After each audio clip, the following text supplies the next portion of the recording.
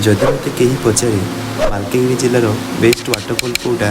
ताहले मु निश्चय कहबी सोमनाथपुर पाखे थिबा लुगारांगनी वाटरफॉल।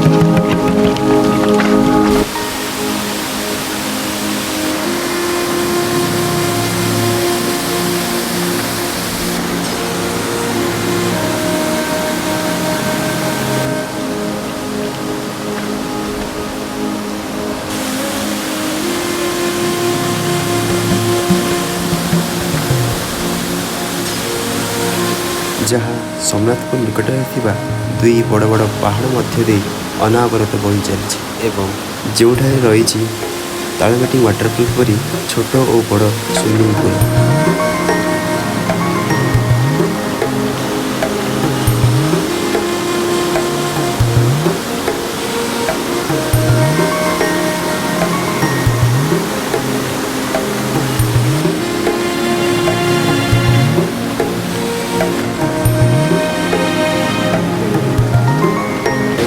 भैली अच्छी पहाड़ गोटे पहाड़ भैली मझे वाटरफॉल दिखाई तार ना हूँ लुगारांगनी लोग कहते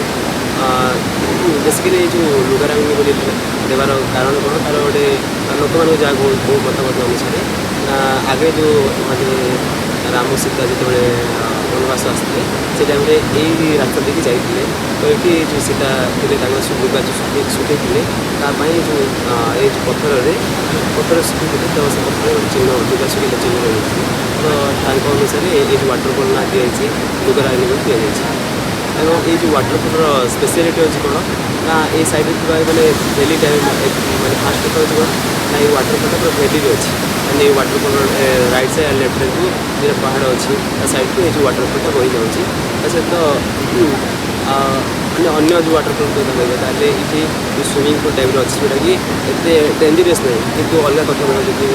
राबा इकागोड़ी से सब वाटरफॉल जो रिस्क बेसी अच्छी कितु ये मजा लगुच मो मत कि वाटरफॉल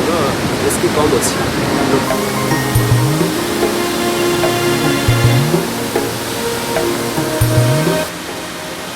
यही सुंदर वाटरफॉल को पहुँचा हेले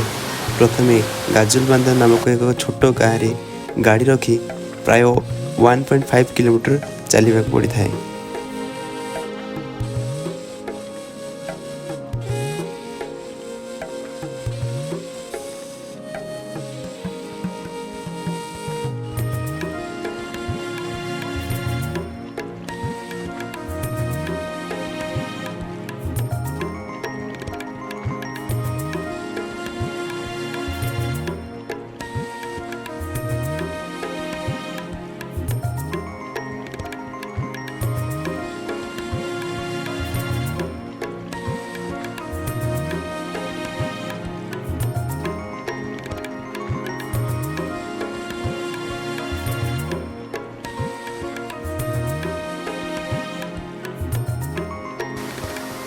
यही लुगारांगनी वाटरफॉल